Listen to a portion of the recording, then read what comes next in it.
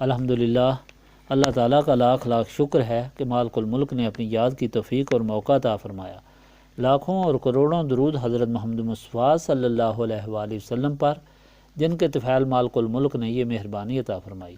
سامعین اکرام، اللہ تعالیٰ نے قرآن پاک میں ارشاد فرمایا، اعوذ باللہ من الشیطان الرجیم، بسم اللہ الرحمن الرحیم۔ اور وہ کہتے ہیں کہ یہود یا نصارہ کے سوا جنت میں کوئی داخل ہی نہیں ہو سکتا۔ یہ ان کی خوش فہمی ہے۔ ان سے آپ صلی اللہ علیہ وآلہ وسلم کہیں کہ اگر ان کی بات سچی ہے تو یہ کوئی قوی دلیل لائیں۔ بے شک جو شخص اپنا منہ اللہ تعالیٰ کی بارگاہ میں جھکا دے اور ہو وہ نیکوکار، تو اس کا اجر اس کے رب کے پاس ہوتا ہے، اور ان کے لیے نہ کوئی ڈر ہے اور نہ کوئی غم۔ قرآن پاک میں اللہ تعالیٰ نے نبی پاک صلی اللہ علیہ وآلہ وسلم کی عزت و عظمت بیان فرمائی، جو اپنی مہربانیوں حضور پاک صلی اللہ علیہ وآلہ وسلم پر کی وہ بیان فرمائیں۔ اس کے ثبوت میں بیان فرمایا کہ کس طرح مخالفین، حاسدین، مشرکین مکہ اور یہود مدینہ منورہ ہر طرح کی کوشش کرتے تھے مخالفت کے لیے، دین اسلام کو مٹانے کے لیے، حضور پاک صلی اللہ علیہ وآلہ وسلم کو تکلیفیں دینے کے لیے۔ ان کی کوششوں میں لغو اور بیہودہ دلائل بھی تھے وہ جو پیش کرتے تھے، اور ہر بات پر وہ جھوٹے ثابت ہوتے تھے۔ اللہ تعالیٰ نے وہ سارے دلائل ان کے بیان فرمائے اور ان کا جھوٹ ثابت فرمایا۔ پھر وہ شرمندہ ہوئے، کوئی ان کے پاس بات نہ رہی۔ راہ حق میں جب مسلمانوں کو تکلیف پہنچی تو پھر آ کر مسلمانوں کو ورگلانا شروع کیا کہ اگر دین اسلام سچا ہوتا تو مسلمانوں کو شکست نہ ہوتی، اور نبی پاک صلی اللہ علیہ وآلہ وسلم کو یہ زخموں کی تکلیف نہ ہوتی۔ مسلمانوں، تم اس دین کی وجہ سے گمراہ ہو گئے ہو، اب اس دین کو چھوڑ دو اور واپس اپنے دین میں آ جاؤ۔ نبی پاک صلی اللہ علیہ وآلہ وسلم کے غلاموں نے جواب دیا کہ یہودیوں، کان کھول کر سن لو، ہم اللہ تعالیٰ کو اپنا مالک، خالق اور نبی پاک صلی اللہ علیہ وآلہ وسلم کو اللہ تعالیٰ کا آخری رسول صلی اللہ علیہ وآلہ وسلم مان چکے ہیں۔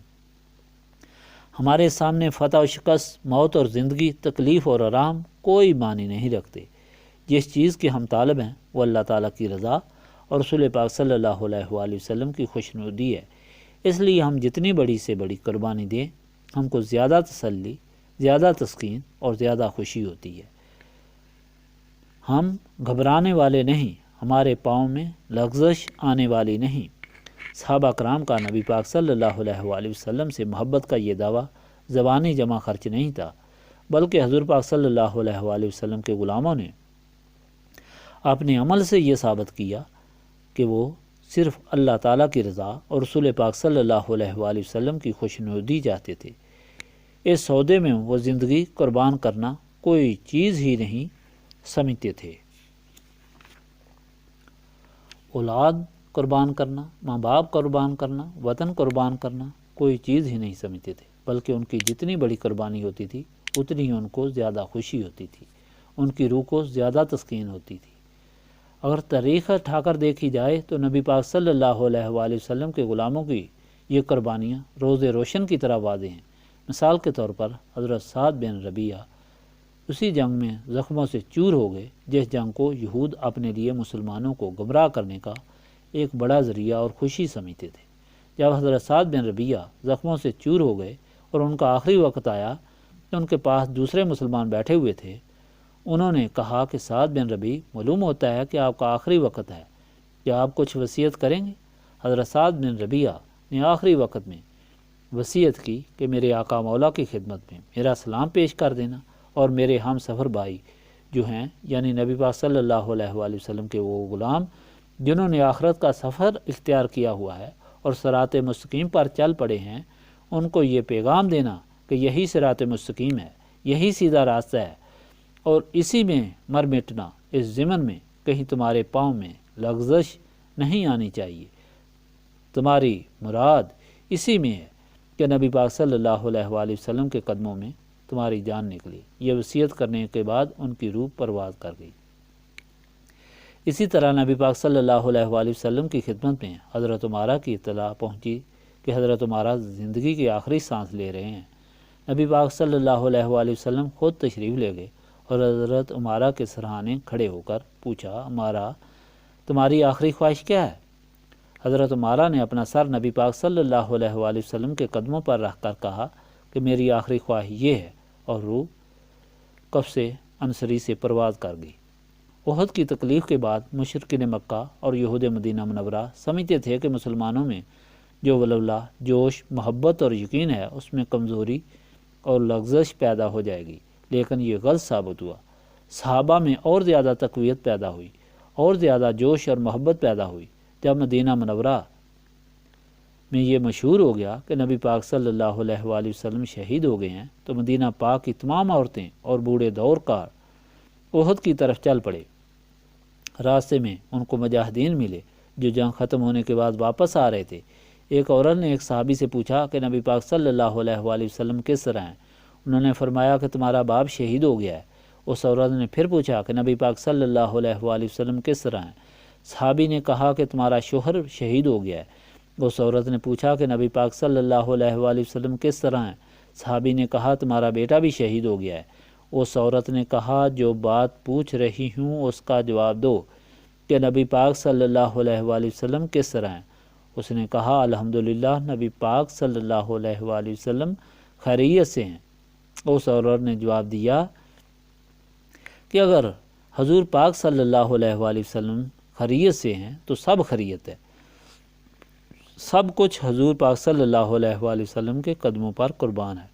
اس طرح جنہوں نے اپنے نفس اللہ تعالیٰ کی رضا کے لیے فروخت کیے ہوئے تھے، وہ جو ہر قربانی کو اپنی سعادت یقین کرتے تھے، ان کے ساتھ یہ کفار، یہود، بزدل، مکار، فریبی، منافقین کس طرح مقابلہ کر سکتے تھے؟ ہرگز مقابلہ نہیں کر سکتے تھے۔ ہر مقام پر جن چیزوں کو اپنے لیے وہ مضبوط ذریعہ سمجھتے تھے، وہی ان کے لیے شرمندگی کا باعث بنتی تھی۔ ان کے لیے کوئی راستہ نہ رہا۔ پھر انہوں نے یہ کہنا شروع کر دیا کہ جنت تو ہماری خاص ملکیت ہے، تم کچھ بھی کرو تمہیں جنت میں داخلہ نہیں ملے گا، کیونکہ حضرت ابراہیم نے ہمارے ساتھ وعدہ کیا ہوا ہے، اور اللہ تعالیٰ سے انہوں نے وعدہ لیا ہوا ہے کہ جنت میں ان کی ساری اولاد جائے گی، جنت ہمارے لیے مخصوص ہے۔ یہ دعویٰ انہوں نے شروع کر دیا۔ جگہ جگہ مسلمانوں کو اس طرح ورگلانا شروع کر دیا کہ اگر جنت چاہتے ہو تو یہودی بنو۔ اسی اثناء میں نبی پاک صلی اللہ علیہ وآلہ وسلم کی خدمت میں نجران سے عیسائیوں کا ایک وفد آیا۔ وفد کے ارکان نے مسجد نبوی میں آ کر قیام کیا۔ جب یہودی بھی آ گئے تو وہاں ان کی آپس میں بات شروع ہو گئی۔ یہودیوں نے یہ کہنا شروع کر دیا کہ جنت ہمارے لیے خاص ہے، کیونکہ حضرت ابراہیم نے ہمارے لیے اللہ تعالیٰ سے مانگی ہے۔ عیسائیوں نے یہ دعویٰ کیا کہ جنت نصارہ کے لیے مخصوص ہے، اس لیے کہ جب حضرت عیسیٰ نے کہا تھا کہ کون ہماری مدد کرے گا، تو ہم لوگوں نے کہا تھا ہم آپ کی مدد کریں گے۔ اسی بنا پر ہمیں نصارہ کہا جاتا ہے۔ حضرت عیسیٰ نے اس کے بدلے میں ہمارے لیے قربانی دی اور خود پھانسی پر چڑھ گئے۔ ہمارے سارے گناہوں کا بدلہ ہو گیا، اس لیے کوئی گناہ ہمیں نہ تکلیف دے سکتا ہے اور نہ کوئی سزا ہو سکتی ہے، اس لیے جنت ہمارے لیے ہے۔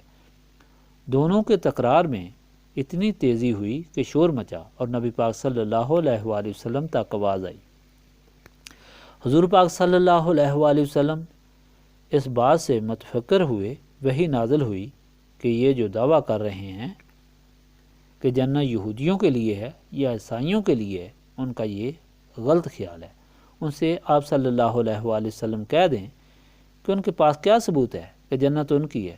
جنت اس کے لیے ہے جو اپنی زندگی اللہ تعالیٰ کے راستے میں قربان کر دے، جو اللہ تعالیٰ کے راستے میں خود کو جھکا دے، جو ہر چیز اللہ تعالیٰ کے راستے پر قربان کر دے، جس طرح کہ آپ صلی اللہ علیہ وآلہ وسلم کے غلاموں نے کیا۔ جنت کے وارث اور مالک یہ لوگ ہیں، ان کا اجر ان کے رب کے پاس ہے۔ یہ وہ لوگ ہیں جن کے لیے نہ کوئی ڈر ہے اور نہ کوئی خوف۔ یہود نصارہ غلط دعوے کرتے ہیں، یہ جھوٹے لوگ ہیں۔ انہوں نے اپنے پیغمبر حضرت موسیٰ سے کون سی وفا کی؟ ہر مقام پر انہیں اذیت اور تکلیف دی۔ انہوں نے حضرت عیسیٰ سے کون سی وفا کی؟ حضرت عیسیٰ کو یہ سمجھ ہی نہیں سکے کہ وہ کون ہے۔ حضرت عیسیٰ کو اللہ تعالیٰ نے عزت بخشی، آسمان پر اٹھا لیا، جبکہ یہ کہتے ہیں کہ وہ سولی پر چڑھ گئے۔ حضرت موسیٰ اور حضرت عیسیٰ سے اگر ان کا تعلق ہوتا جس طرح نبی پاک صلی اللہ علیہ وآلہ وسلم کے غلاموں کا حضور پاک صلی اللہ علیہ وآلہ وسلم سے تعلق تھا، تو یہودی حضرت موسیٰ اور عیسائی حضرت عیسیٰ کے حالات سے واقف ہوتے، انہیں تو یہ پتہ نہیں کہ ان کے ساتھ کیا ہوا، وہ کدھر گئے، اس وقت کہاں ہیں، اس وقت کہاں ہیں۔ یہ دعوے کرتے ہیں کہ جنت ان کی ہے۔ دعووں کے حقدار وہ ہیں جنہیں نسبت رسولی صلی اللہ علیہ وآلہ وسلم حاصل ہے، جنہیں حضور پاک صلی اللہ علیہ وآلہ وسلم سے اتنا تعلق ہے کہ ایک ایک لمحہ وہ حضور پاک صلی اللہ علیہ وآلہ وسلم کے متعلق ہی سوچتے ہیں، اور وہ ہر لمحہ حضور پاک صلی اللہ علیہ وآلہ وسلم کے ساتھ ہی گزارتے ہیں۔ اپنی زندگی کا ایک ایک سانس بھی حضور پاک صلی اللہ علیہ وآلہ وسلم کے ساتھ ہی گزارتے ہیں۔ اللہ تعالیٰ فرماتا ہے کہ میں نے جنت ان لوگوں کے لیے خاص کی ہوئی ہے جنہوں نے اللہ تعالیٰ کے سامنے اپنے سر جھکا دیے، جنہوں نے اللہ تعالیٰ کے راستے میں قربانیاں دیں۔ تو تم تو دین کو اللہ تعالیٰ کے راستے پر قربان کرنے والے ہو، تم جنت کے حقدار کہاں؟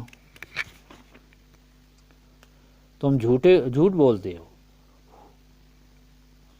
ہوا بھی یہی کہ نبی پاک صلی اللہ علیہ وآلہ وسلم کے غلاموں کے اگر حالات دیکھیں تو یہ بات اظہر من الشمس ہے کہ انہیں کوئی خوف نہ تھا، کیونکہ نہ دنیا سے ان کی محبت تھی اور نہ وہ دنیا چاہتے تھے، نہ وجود چاہتے تھے، نہ اولاد چاہتے تھے، نہ دولت چاہتے تھے، نہ ماں باپ چاہتے تھے۔ اگر ماں باپ سے محبت تھی تو اللہ تعالیٰ اور اس کے رسول صلی اللہ علیہ وآلہ وسلم کے حکم کی وجہ سے تھی۔ اگر ماں باپ کی خدمت کرتے تھے تو اس کے اس لیے کرتے تھے کہ اللہ تعالیٰ نے حکم فرمایا ماں باپ کی خدمت کرو، ان کو راضی کرو، میں خوش ہوں گا۔ اگر اولاد کی خدمت کرتے تھے تو اس لیے کرتے تھے کہ اللہ تعالیٰ کی مخلوق ہے، اللہ تعالیٰ نے ان کو ہمارے سپرد کیا ہے۔ اگر ان کی اچھی خدمت ہوئی تو اللہ تعالیٰ کی اچھی مخلوق بنیں گے اور اللہ تعالیٰ راضی ہوگا۔ اگر خود کوئی چیز کھاتے تھے تو اس لیے کھاتے تھے کہ ہم زندہ رہیں گے تو اللہ تعالیٰ کے راستے میں جہاد کریں گے اور اللہ تعالیٰ کے احکام پر عمل کریں گے۔ اس طرح ان کا سب کچھ اللہ تعالیٰ کے راستے پر قربان تھا۔ جو کچھ وہ کر رہے تھے اللہ تعالیٰ کی رضا کے لیے کر رہے تھے۔ اگر تکلیفیں اور مصیبتیں ان کو آتی تھیں تو ان کو بہت خوشی ہوتی تھی، ان کے لواحقین کو خوشی ہوتی تھی۔ وہ نہ افسردہ ہوتے تھے اور نہ وہ غمزدہ، نہ وہ روتے تھے اور نہ فریادیں کرتے تھے، بلکہ وہ اللہ تعالیٰ کا شکر ادا کرتے تھے کہ اچھا ہوا ہم اللہ تعالیٰ کے راستے میں قربان ہوئے۔ حضرت خبیب کو مشرکین مکہ نے گرفتار کر لیا، سولی پر چڑھایا اور سولی پر چڑھا کر کے نیزوں سے سوراخ کرنے شروع کیے اور خون کے فوارے پھوٹ رہے تھے۔ ابو جہل نے کہا، خبیب اب تو تم یہ چاہتے ہوگے کہ تمہاری جگہ حضرت محمد مصطفیٰ صلی اللہ علیہ وآلہ وسلم کو لا کر سولی پر چڑھایا جائے اور تم بچ جاؤ۔ حضرت خبیب نے کہا، خدا کی قسم مجھے اگر 1000 دفعہ بھی سولی پر چڑھایا جائے تو میں یہ بھی نہیں برداشت کرتا کہ حضور پاک صلی اللہ علیہ وآلہ وسلم کے ایک بال کو بھی تکلیف پہنچے۔ تم کیا بکواس کرتے ہو؟ اس طرح حضرت زید جب مشرکین مکہ کے قابو میں آ گئے تو ان کو سولی پر چڑھایا اور چومیخا کر دیا، یعنی ہاتھوں میں بھی میخیں اور پاؤں میں بھی میخیں ٹھوک دیں۔ پھر برچھی ان کے سینے پر رکھ کر ان کو دبانا شروع کیا۔ ابو سفیان ہنس کر بولا کہ زید تمہاری تو یہ خواہش ہوگی کہ اس وقت تمہاری جگہ حضرت محمد صلی اللہ علیہ وآلہ وسلم ہوتے اور تم بچ جاتے۔ انہوں نے فرمایا کہ خدا کی قسم اگر مجھے 100 بار بھی اس طرح سولی پر چڑھایا جائے تو میں یہ نہیں برداشت کر سکتا کہ نبی پاک صلی اللہ علیہ وآلہ وسلم کے پاؤں مبارک کو ایک کانٹا بھی چبھے۔ تم یہ کیا کہہ رہے ہو؟ ان لوگوں کی زندگیوں کے حالات دیکھو۔ یہ سن کر، یہ دیکھ کر کوئی کہہ سکتا ہے کہ یہ لوگ کسی بات سے ڈرتے تھے یا ان کے دل میں کوئی خوف تھا یا ان کے دل میں کوئی غم تھا؟ کسی چیز کا غم نہیں تھا۔ ہاں ایک غم ضرور تھا، اور وہ غم یہی تھا کہ جس کی غلامی اختیار کی ہے اس کی کہیں ناراضگی نہ ہو جائے، اس غلامی میں کوئی فرق نہ آ جائے، اس چیز کا غم تھا، باقی اور کسی چیز کا کوئی غم نہیں تھا۔ اللہ تعالیٰ کی شان دیکھیں کہ جس نے ان کے سارے غم اور خوف دور فرما دیے تھے، اس نے ساری دنیا کی دولتیں، ساری دنیا کی عزتیں، آخرت کی عزتیں ان لوگوں کے قدموں میں ڈھیر کر دیں۔ ایک ایک صحابی کا نام اٹھا کر دیکھیں کہ آج ان کی کتنی عزت اور کتنی عظمت ہے۔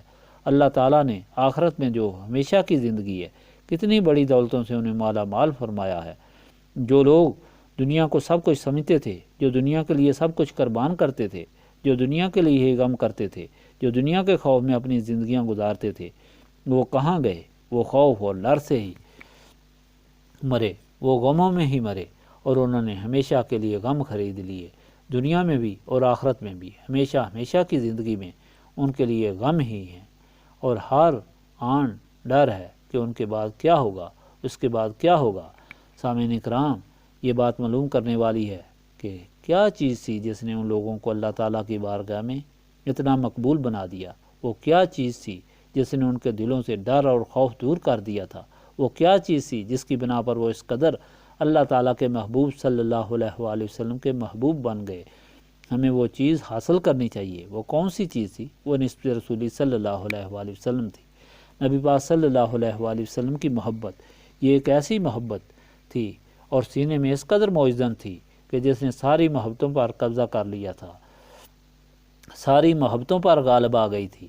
اس بیان کا نتیجہ یہ نکلا کہ آج بھی جو شخص دنیا و معافیہ کے غموں سے چھٹکارا چاہتا ہے، دونوں جہانوں کی عزت چاہتا ہے، دونوں جہانوں کی خوشی چاہتا ہے، اسے نسبت رسولی صلی اللہ علیہ وآلہ وسلم کا طالب ہونا چاہیے، جو سارے مرضوں کی دعا ہے، جو ساری بیماریوں کا علاج ہے، بجائے ایک بات کے لیے گڑ گڑانے اور دعائیں کرنے کے، ایک ایک مصیبت کے لیے فریادیں کرنے کے، مرغی کے انڈوں کے لیے فریادیں کرنے کے اور بیماریوں کے لیے فریادیں کرنے کے۔ صرف ایک ہی بات کی فریاد کرنی چاہیے کہ وہ چیز مل جائے جس سے ہر بیماری کی شفا اور ہر غم کا علاج ہو جائے۔ وہ چیز نسبت رسولی صلی اللہ علیہ وآلہ وسلم ہے، اور نسبت رسولی صلی اللہ علیہ وآلہ وسلم حاصل کرنے کے لیے کس چیز کی ضرورت ہے؟ جس سے نسبت رسولی صلی اللہ علیہ وآلہ وسلم کی اہمیت دل و دماغ میں پیدا ہو جائے اور نسبت رسولی صلی اللہ علیہ وآلہ وسلم کی سمجھ آ جائے، نسبت رسولی صلی اللہ علیہ وآلہ وسلم کی خواہش پیدا ہو جائے۔ اس کے لیے سینوں کی صفائی کی ضرورت ہے۔ ایک حقیقت جو تاریخ میں ظاہر ہے اور انسان بار بار سنتا ہے، اس پر وہ عمل کیوں نہیں کرتا؟ اس لیے نہیں کرتا کہ اس کے ساتھ شیطان اور نفس ہے۔ نفس اور شیطان ہر بات پر بال کی کھال اتارتے ہیں، ایک ایک بات پر انسان کو گمراہ کرتے ہیں کہ نہیں یہ بات اس طرح نہیں، اس طرح تھی، یہ بات اس طرح نہیں، اس طرح تھی، اور اس میں فائدہ ہی ہے، یہ ہو جائے تو سب کچھ ہو جائے گا، وہ ہو جائے تو سب کچھ ہو جائے گا۔ نفس اور شیطان کی وجہ سے انسان کے اندر ظلمت اور تاریکی پیدا ہوتی ہے۔ یہی وجہ ہے کہ سب کچھ سننے کے باوجود بھی، سب کچھ معلوم ہونے کے باوجود بھی انسان اسی راستے سے بھٹکتا رہتا ہے اور اس راستے پر صحیح طور پر عمل پیرا نہیں ہوتا۔ ہونا تو یوں چاہیے کہ نسبت رسولی صلی اللہ علیہ وآلہ وسلم کا حصول انسان کا مدعا ہو، اس کی زندگی ایسی ہو جس طرح نبی پاک صلی اللہ علیہ وآلہ وسلم کے غلاموں کی زندگی تھی، کہ جن کے سامنے صرف اللہ تعالیٰ اور رسول پاک صلی اللہ علیہ وآلہ وسلم کی خوشنودی اور رضا تھی۔ وہ نہ کوئی دنیا کی دولت چاہتے تھے، نہ جائیدادیں، نہ وطن، نہ ماں باپ، نہ اولاد، نہ کوئی اور چیز۔ ان کے سینے صاف تھے، ان پر شیطان اور نفس کا کوئی غلبہ نہیں ہوتا تھا۔ کیوں نہیں ہوتا تھا؟ اس لیے کہ نبی پاک صلی اللہ علیہ وآلہ وسلم کا خالی دیدار ہی سب سے بڑی عبادت تھی۔ جب حضور پاک صلی اللہ علیہ وآلہ وسلم کا دیدار ہوتا تھا تو ان کے دل و دماغ کے اندر جتنی ظلمت اور تاریکی ہوتی تھی وہ خود دور ہو جاتی تھی اور سینے صاف ہو جاتے تھے۔ آج اس صفائی کے لیے اللہ تعالیٰ کی یاد کثرت اور استغفار کی کثرت کی ضرورت ہے تاکہ سینے صاف ہو جائیں اور نسبت رسولی صلی اللہ علیہ وآلہ وسلم حاصل ہو۔